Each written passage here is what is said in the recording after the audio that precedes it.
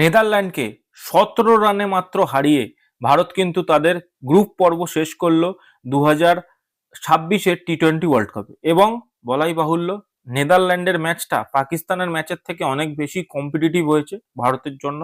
এবং কিছু কিছু হয় না যে এই ম্যাচ ইন্ডিয়া জিতেছে, কনসিকিউটিভ 17টা আইসিসি টুর্নামেন্টে ম্যাচ জিতেছে, সব মানলাম, কিন্তু কিছু কিছু ম্যাচ জেতার পরেও, মানে আপনি গ্রুপ পর্বে প্রমোশন পাওয়ার পরেও, পরের গ্রুপে, তারপরেও কিন্তু আপনি সেলিব্রেশন করতে পারবেন না। অ্যাটলিস্ট আমি তো করবো না। হ্যাঁ, জিতেছে ভালো কথা, দেশ জিতেছে খুব ভালো কথা, কিন্তু সেলিব্রেশন করার মতো জয় কি এটা ছিল? সেটা কিন্তু প্রশ্নের ব্যাপার। মানে এটা সেলিব্রেশন করার থেকেও বেশি এটাকে কিন্তু স্ক্রুটিনি করতে হবে। তার কারণ এই ম্যাচটা যেরকম প্রসেসে এগিয়েছে, এর পরে কিন্তু ইন্ডিয়া খুব একটা মানে হালকা অপোনেন্ট পাবে না পরের গ্রুপে। তো সেইখানে সেই দিক থেকে দেখতে গেলে এই ম্যাচ থেকে কিন্তু অনেক কিছু মানে দেখবার বিষয় আছে এই ম্যাচটার উপর অন্তত। সো চলুন আজকের এই ম্যাচটা নিয়ে অনেকটা ডিটেলসে আলোচনা করা যাক। ফার্স্ট, সেটা হলো ইন্ডিয়া টসে জেতে এই ম্যাচটায়, টসে জিতে ব্যাটিং করার সিদ্ধান্ত নেয়, এবং এই সিদ্ধান্তটা কোথাও গিয়ে জাস্টিফাইড। তার কারণ গ্রুপ পর্বে যে কোনো দিন যে কোনো কিছু হতে পারে। গ্রুপ পর্বে হয়তো ইন্ডিয়া প্রত্যেকটা ম্যাচে যে টসে জিতবেই তার কোনো গ্যারান্টি নেই। তো টসে জিতে ইন্ডিয়া কিন্তু প্রথমে ব্যাটিং করার সিদ্ধান্ত নেয়, এবং এই সিদ্ধান্তটাকে আমি অবশ্যই সাধুবাদ জানাই। তো ব্যাটিং করতে আসে ডেফিনেটলি অভিষেক শর্মা এবং ঈশান কিষান। অভিষেক শর্মা, ঈশান কিষান দুজনে যখন ব্যাটিং করতে আসে, দুজনের থেকে আমরা এক্সপেক্টেড যে ভালো রান করবে। ঈশান কিষান তো খুব ভালো ফর্মে আছে, বাট অভিষেক শর্মা প্রথম দুটো ম্যাচে ডাক করার পরে অভিষেক শর্মার থেকে অনেক বেশি এক্সপেকটেশন ছিল যে নেদারল্যান্ড তুলনামূলক একটু কম্পিটিটিভ, অতটা ক্রিকেট খেলে না, অ্যাসোসিয়েট নেশন, বাট তারা যে পারফরমেন্স করেছে, অভিষেক শর্মা আবার ডাকেই আউট হয়েছে। আরিয়ান দত্ত বলে একটা বোলার আছে, সে অভিষেক শর্মাকে 3 বলে মাথায় 0 রানে আউট করে দেয়। দেন ঈশান কিষানকেও আরিয়ান দত্ত আউট করে। ঈশান কিষান স্টার্টিংটা খুব ভালো করেছিল, মাত্র 7 বলেই 18 রান করে ফেলে, বাট তারপরে তাকেও আউট করে দেয় আরিয়ান দত্ত। তিলক ভার্মা আর সূর্যকুমার যাদব ডেফিনেটলি একটা পার্টনারশিপ করে, বাট তিলক ভার্মার ফর্মটাও কিন্তু একটা কনসার্নিং বিষয়। তার কারণ তিলক ভার্মা যবে থেকে ইঞ্জুরির পর ফিরেছে, তবে থেকে কিন্তু তার মধ্যে সেই ফ্রি ফ্লোয়িং খেলাটা দেখা যাচ্ছে না। সে বড্ড আটকে আটকে খেলছে, এবং তার স্ট্রাইক রেট কিন্তু খুবই ডাউন। নাম্বার 3 পজিশনে এত কম স্ট্রাইক রেটে খেলা কিন্তু চট করে মানে পরের সুপার 8-এর গ্রুপে বা নকআউটে কিন্তু খুব বড় একটা কনসার্ন ব্যাপার হয়ে যাবে।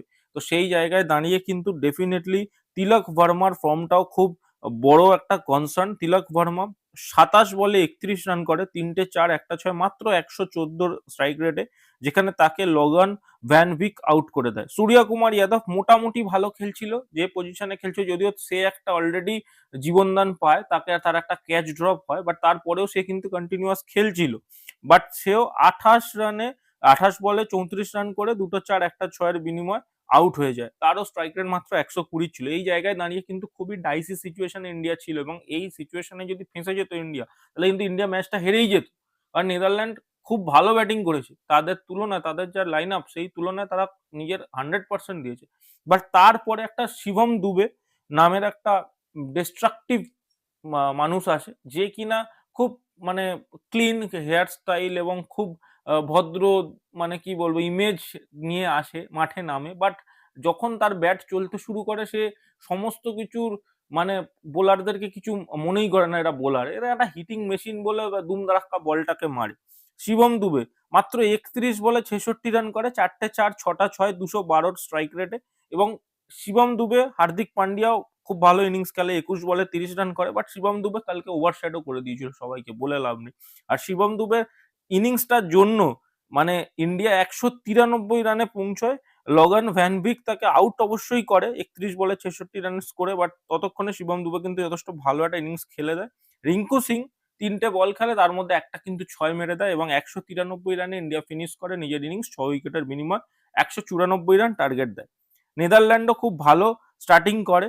লেভিট 23 বলে 24 রান করে, এম ও দাউদ 18 বলে 20 রান করে, লিড 23 বলে 33 রান করে, অ্যাকারম্যান 15 বলে 23 রান করে, বাট তারা সকলেই না কনজিকিউটিভ ওয়েতে পার্টনারশিপ বানাতে পারে না, কন্টিনিউয়াস উইকেট পড়তে থাকে তাদের। এবং লাস্টে তারা কিন্তু শেষ করে তাদের ইনিংস 176 রানে, 7 উইকেটের বিনিময়ে। ইন্ডিয়া মাত্র 17 রানের মার্জিনে কিন্তু এই ম্যাচটা জেতে। এবং বলাই বাহুল্য, ইন্ডিয়ার হয়ে আর্শদীপ সিং যখন কামব্যাক করে, আর্শদীপ সিং 3 ওভারে 22 রান দেয় মাত্র, জাসপ্রীত বুমরা 3 ওভারে 17 রান দিয়ে 1 উইকেট নেয়। ওয়াশিংটন সুন্দরকে খেলানো হয়েছিল, ওয়াশিংটন সুন্দর খেলছিল অক্ষর প্যাটেলের জায়গা। তো ওয়াশিংটন সুন্দর 4 ওভারে 36 রান দেয়। Varun Chakravarthy exceptional bowling. বরুণ চক্রবর্তী হচ্ছে এমন একজন বোলার এই টি20 ওয়ার্ল্ড কাপে যে কিনা একটা ডিফারেন্স ক্রিয়েট করছে ইন্ডিয়া এবং অপোজিশন টিমের মধ্যে। বরুণ চক্রবর্তী 3 ওভারে 14 রান দিয়ে 3 উইকেট নেয়। হার্দিক পান্ডিয়া একটু রান বেশি খেয়েছে, 3 ওভারে 40 রান দিয়ে বাট একটা উইকেট নিয়ে নেয়। অভিষেক শর্মাকেও লাস্টে বোলিং করানো হয়, 1 ওভারে 10 রান দেয়। এবং শিবম দুবে কালকের মানে শিবম দুবেরই দিন ছিল, একটু রান খেলেও 3 ওভারে 35 রান দিয়ে সে 2 উইকেট নিয়ে নেয় এবং ইন্ডিয়া কমফোর্টেবলি ম্যাচটা কিন্তু জিতে যায়। বাট যে জায়গাগুলো একটা কনসার্নিং বিষয়, দেখুন নেদারল্যান্ডের বিরুদ্ধে ম্যাচ, প্রথমে আমরা কি ভাববো যে নেদারল্যান্ডের বিরুদ্ধে ম্যাচ হয়তো আমাদের যে বেস্ট খেলাটা আমরা দিলে হয়তো ইন্ডিয়া 300 রান, যেটা আমরা ইন্ডিয়ার টেমপ্লেট দেখেছি যে ডিস্ট্রাকটিভ খেলা, সেই জিনিসটা কিন্তু একটা ম্যাচেও আমরা দেখতে পাইনি। সবসময় পিচের এক্সকিউজ দেওয়া যাবে না, কারণ পিচ কিন্তু যে খুব মানে খারাপ বোলিং ফ্রেন্ডলি সেটা বলা যায় না। আবার অপরদিকে এটাও মানতে হবে এই টি20 ওয়ার্ল্ড কাপ কিন্তু আমাদেরকে একটা জিনিস দেখিয়ে দিয়েছে যে অ্যাসোসিয়েট নেশন এদেরকে যদি প্রপার সুযোগ এবং সুবিধা দেওয়া হয়, ভবিষ্যতে কিন্তু ক্রিকেট 32টা টিমেরও খেলা হতে পারে এবং প্রত্যেকটা ম্যাচই যে কম্পিটিটিভ হবে না তার কোনো গ্যারান্টি। কেন যত টিম বাড়ছে এমন নয় যে জাস্ট তারা পার্টিসিপেট করতে আসছে, প্রত্যেকটা টিম কিন্তু প্রত্যেকটা টিমকে কম্পিটিশন দিচ্ছে। আপনি দেখুন না ইন্ডিয়ার যে গ্রুপটা ছিল সেখানে পাকিস্তান আর নামিবিয়া বাদে বাকি দুটো টিম ইউএসএ এবং নেদারল্যান্ড এরা ইন্ডিয়াকে তুলনামূলক অনেক বেশি কম্পিটিশন দিয়েছে। পাকিস্তানের যেটা দেওয়া উচিত ছিল সেটা পাকিস্তান দিতে পারেনি, but rather Pakistan, USA, Netherland better performance দিয়েছে। আহ, এবং অন্যান্য গ্রুপে ভাবুন নেপাল প্রায় হারিয়েই দিচ্ছিল ইংল্যান্ডকে, সেই জায়গায় গিয়ে যদি আপনি দেখেন জিম্বাবুয়ে অস্ট্রেলিয়াকে হারিয়ে জিম্বাবুয়ে সুপার এইটে কোয়ালিফাই করে গেল। আর একটা যদি আপনাকে বলি নেদারল্যান্ড, এই নেদারল্যান্ড টিম ইন্ডিয়াকে যেমন ইন্ডিয়ার সাথে যেমন 17 রানে মাত্র হেরেছে, পাকিস্তানকে এরা প্রায় হারিয়েই দিয়েছিল তাদের ম্যাচটা। তো অ্যাসোসিয়েট কান্ট্রিজ যত বেড়েছে খেলা কিন্তু যে বোরিং হয়েছে সেটা না, কম্পিটিটিভ খেলা কিন্তু হয়েছে। এটার থেকে এটাই বোঝা যায় যে প্রত্যেকটা ছোট ছোট নেশনকে কিন্তু প্রপার সুযোগ সুবিধা দিতে হবে আইসিসি কে। যদি দিতে পারে তাহলে কিন্তু খুব শীঘ্রই আমরা দেখতে অনেক বড় করে আমরা এই ওয়ার্ল্ড কাপ গুলো কিন্তু আরো আয়োজিত হতে দেখতে পাবো এবং ক্রিকেটের পপুলারিটি কিন্তু আরো বাড়বে ভবিষ্যতে।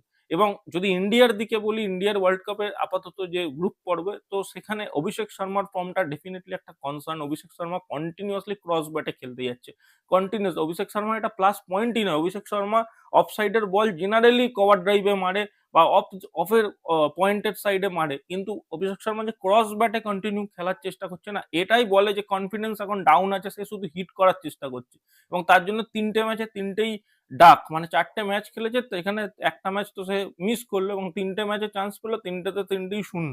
তো এইখানে এবং তিলক বর্মার এই লো স্ট্রাইক রেট, এটা কিন্তু আগামী ম্যাচে ভালো ভোগান্তির কারণ হতে পারে, কারণ এই দুটো ব্যাটারকে ভরসা করে কিন্তু ইন্ডিয়া অনেক রিলায় মানে করে এই দুটো ব্যাটারের ওপর। অভিষেক শর্মা ম্যাচ ফিনিশ করতে পারে, মানে একা যদি খেলা শুরু করে ম্যাচ ফিনিশ হয়ে যাবে। তিলক বর্মা কিন্তু এশিয়া কাপের ফাইনালে সেই ধরনের ইনিংস যদি খেলে তাহলে যে কোনো ক্রিটিক্যাল সিচুয়েশন থেকে কিন্তু ম্যাচ বার করতে পারবে।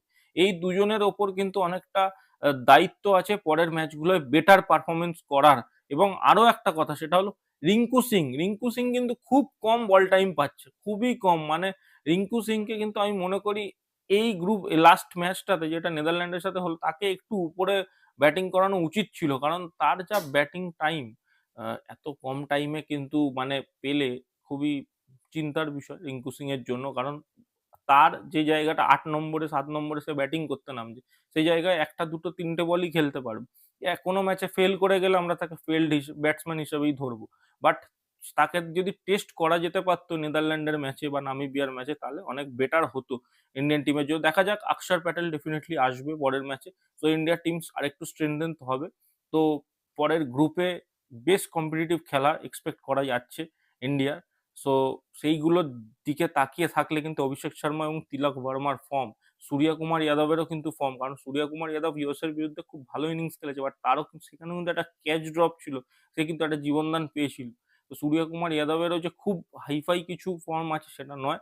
তো ডেফিনেটলি এই তিনজনকে একত্রিত হয়ে ভালো পারফরমেন্স করতে হবে এবং ঈশান কিষান তার খেলা কিন্তু তাকে চালিয়ে যেতে হবে, তাহলে কিন্তু ইন্ডিয়া মানে আগামী ম্যাচগুলো আরো বেটার পারফরমেন্স করবে। শুধু পারফরমেন্স করলেই হবে না, কারণ এবারে কিন্তু ট্রফি নিতে হবে, কারণ হিস্ট্রি আমরা রিপিট করতে চাই। তো সেটা হলো একটা ব্যাপার। এই ভিডিওটা আপনার কেমন লাগলো ডেফিনেটলি কমেন্ট করে আপনারা জানান। কি মতামত ইন্ডিয়ার এই গ্রুপ পর্ব নিয়ে টি-20 ওয়ার্ল্ড কাপে সেটা কমেন্ট করে জানাবেন। ভিডিওটা ভালো লাগলে লাইক করে দেবেন, বন্ধু-বান্ধবদের সাথে শেয়ার করে দেবেন এবং চ্যানেলে নতুন হয়ে থাকলে ডেফিনেটলি চ্যানেলটাকে কিন্তু সাবস্ক্রাইব করে দিয়ে যেতে ভুলবেন না। এই বলে আমি ভিডিওটা শেষ করছি। ধন্যবাদ।